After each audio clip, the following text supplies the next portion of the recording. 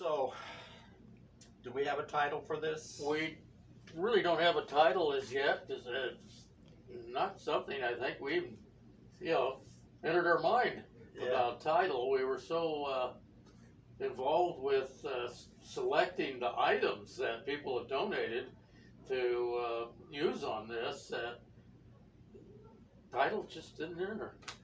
So, this was. I mean, we did the banners that are smaller, that were hanging out in place of banners on the streets first, just as pure design projects, just maquettes for something bigger, because we knew we wanted to do this for Monette Mark at Fire Me Up Ceramics. There'll be the kiln yard gates, and there'll be a column on each side of this double one, and then this one will be between the second column and her building. So it'll be protection for the kilns and other things that'll be stored there.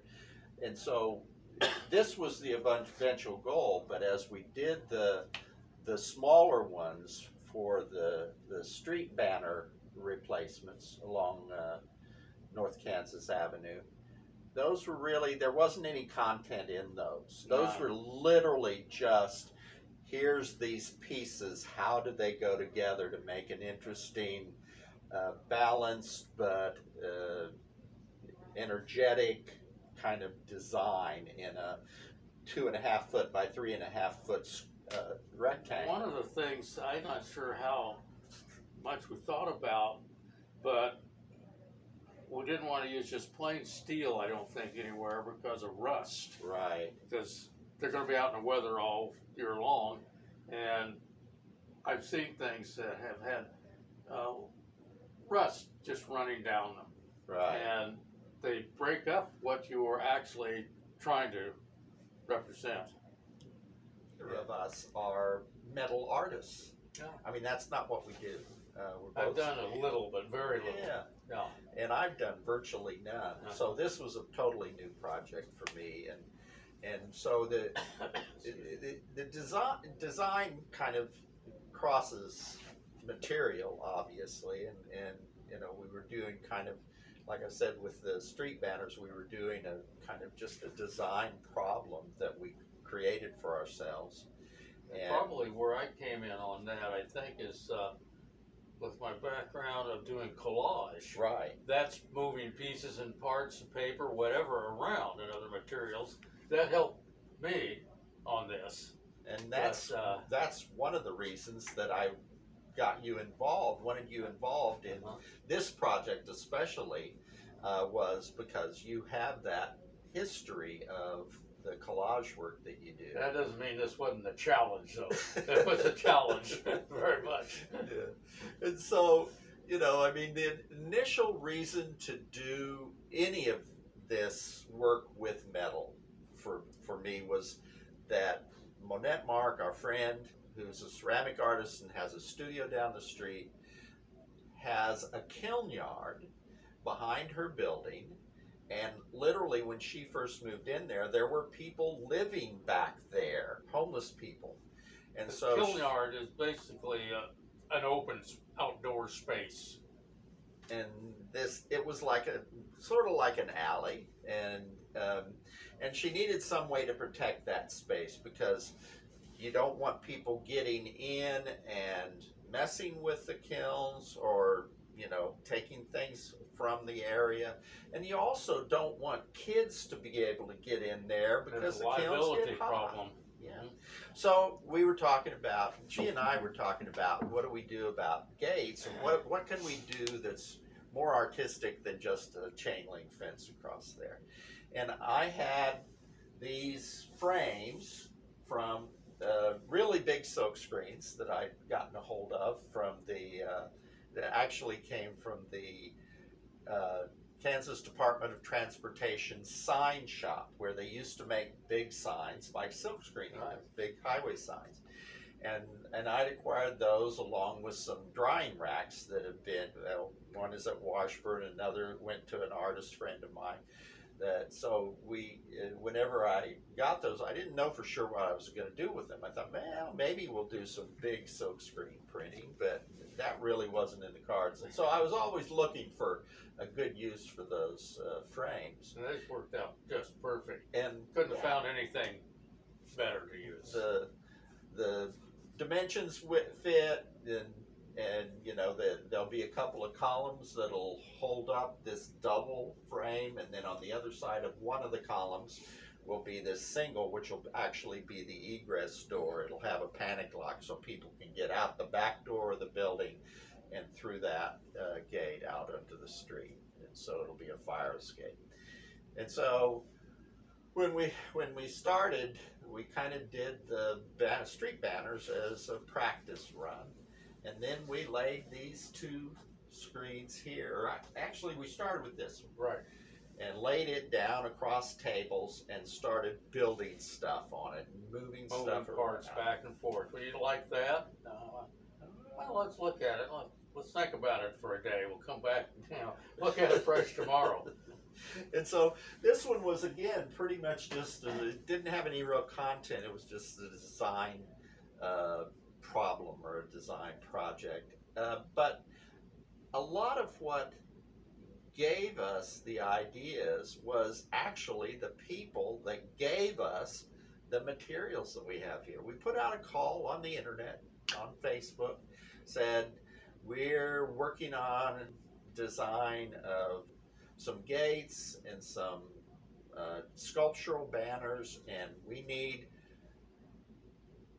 stainless steel or aluminum that we can use in creating these designs. And so people started bringing us stuff, and I mean, lots of people brought us pots and pans and coffee pots and conduit and other silkscreen frames that were smaller, pot and pan lids, bunt pan, or pieces of laser cut aluminum from an artist in Albuquerque that came to Doug Schaefer of Albo Glass, and he wanted to know if we wanted to use those. We didn't know what they quite were like. We went over and looked at them and said, oh, definitely. we could figure, yeah, those Loaded them in the back of Michael's truck. Yeah. And so we still have a bunch of the stuff that people brought us, but that really kind of gave us the basis of what we were able to use, and we just started in and kind of, one day we put some things in place, and maybe we'd say, yes, we're definitely going to use that, but I don't know about this area. I think we need to do something else here. And so it was an ongoing design project. And when we got to the pair of gates that will open together, we'd gotten some of the stuff from Doug Schaefer at Albo Glass, and we'd gotten a bunch of flexible conduit from Green Wave Electric and from Don Sneathan, who has a building in the district that were extraneous that they didn't need anymore. And so we started playing with, and then this big conduit from Green Wave, they saved that for us for a period of time when they had little pieces of that. So we just started in without any real concept other than, we wanted to kind of, I think that we first thought of those pans lids together being sort of like clouds, and that kind of started us on the idea of maybe a little bit of a cityscape with members here, as opposed to weeds, grasslands, stuff on this side. Mechanical and organic or whatever, but we attached everything basically using bolts, metal screws, because either one of us has any ability, training in welding aluminum, which is more difficult really, than welding steel or iron. Really difficult to begin with, yeah. And so, and also marriage of different metals. You know, some of it's stainless steel right next to aluminum, and so we did a bunch of pop riveting, and then we used a type of two-part epoxy type glue called Right. PC7, which is something that we use as ceramicists at times, and it's kind of a gray color. So whenever we put these cut holes for these to go in place, and we glued them in place. And so Then there was cleanup afterwards. Well, that PC7 is still unset. You can take a paper towel, wet, paper towels, and dry afterwards, and that will wipe just right off. The solvent is water, so that was helpful. Right. Not having to use something that was chemical based. And so again, this was a kind of a community project. It initially was designed to be even more of a community project with we talked about having kids from high schools get involved in the design project, but then COVID hit, and so it kind of came back on us to finish it up. Actually, probably the two of us made it quicker and easier to do, because when you get a group of people in, it's like having a committee of 3 people or a committee of 17. Decisions are much easier to make. Right. So anyway, we're excited to see them up. The concept for the pillars is actually related directly to ceramics. We have some grid material with 3-inch square wire grid that's 2 foot wide and 8 foot tall, and we will be making square columns out of that grid material. And inside of that, we will put broken ceramic pieces or pieces that just didn't come out right. Yeah. And it's kind of like around most country kilns out in the country, places like the Archie Bray Foundation or the Wrights, Don Wright's kilns, the pieces that didn't quite make it, weren't quite good enough, end up in a pile.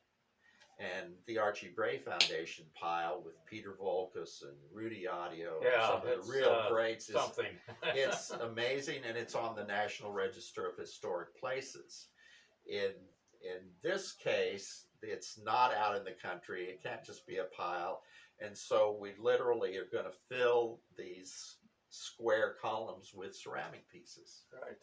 So I think that as we were doing these, they were laying on the table, and we're putting things in, and we're kind of trying to do some things that make this a pear, like that line obvious through. pear. Yeah, and then, also with this. Yeah, I tend to use diagonals in things that I do in ceramics and in printmaking because I think it gives energy to a piece. Yes. And so I think we started with some diagonals, but they're not exactly, they don't make a chevron exactly. Not They're quite. at a different angle, which adds to, I think, the energy. You can't rest on it the way you could if it was an exact copy on both sides. Right. And I think first you had picked out this as one frame and cut it in 2 and started it. And that was started before we even had this material. We didn't know what we were going to put in between here. And when we found that, okay, I think we're locked onto that. There wasn't any argument or anything about that. That was going to work. Yeah. Or at least it better. Yeah. And the other thing is that these started out as the negative space was more important because they were rectangular and you saw what had been cut out. That was what you first saw. So we cut out some of the parts of this so that it became more the positive space is more interesting, and you focus more on, just as a result of cutting away some of what made it a rectangle to begin with. And one of the things that found out that was easier to do with this chevron thing, that square tubing was easier to work with and fit than round tubing. Yes. It was easier to get those angles where we wanted it.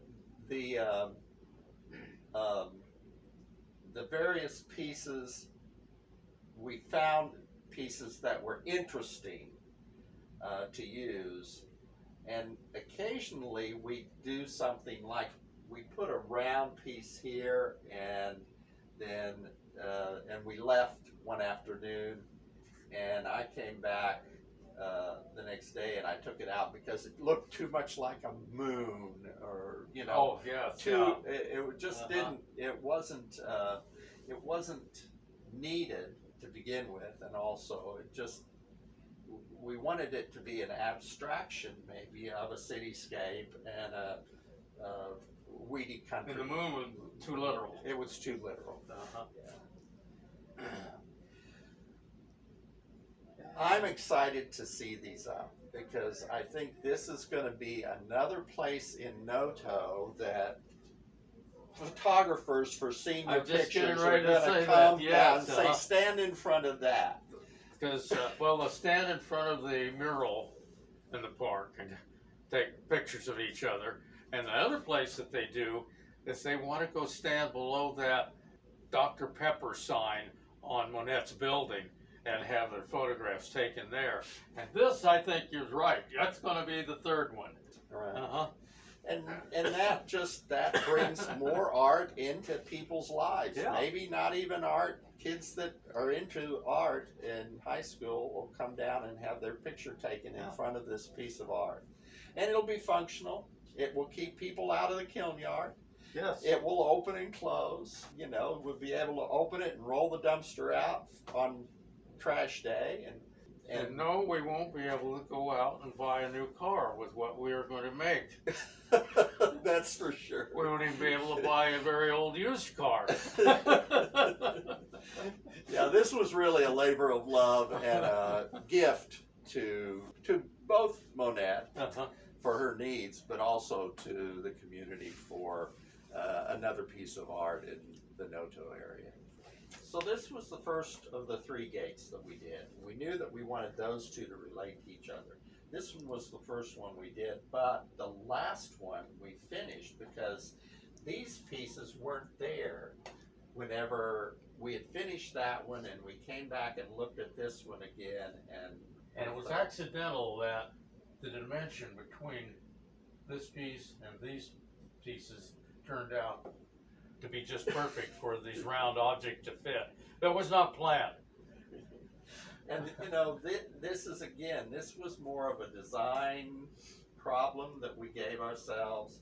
We had these discs that were increasing in size. And they're held together with some sort of handle pulls. Strap, handle whatever. pulls, yeah. Piece of conduit that would go around a bunk pan, and squigglies, and some wire that Larry and Barbara donated, conduit that stretched out on a tube, and other pieces of small conduit that stretched out and become a different thing. And they're all held inside with PC7, the adhesive. And so this doesn't really have any contour to it, other than maybe the idea of things going into the distance, close to far, giving it some dimensionality. And again, the diagonal lines for a little energy. This actually has some interactive pieces on it because these are off of a conveyor type thing, and they turn. So kids will come along and play with them. And like packages were swung down them instead of actually being on a belt like you see in some of the ads for FedEx and Right, whatever. yeah. These are just like rollers on a conveyor type thing. So as you see, there are hinges already on these, ready to put in place, and they will be attached to. They're heavy duty, because these things aren't lightweight, even though they're out of a lot of aluminum. Right. There's some weight to them. There's some weight to them. Yes. So anyway, these will be out where the public can interact with them and touch them, and we have tried to make it so it won't be real easy for Vandalism. but You never know about that. yeah. We're hopeful that people will see them as valuable to the community, valuable works of art, and they'll protect them and not mess with them. And we hope that they will be a permanent fixture in the Noto area. And Now, as much as what is permanent anymore. right. Yeah.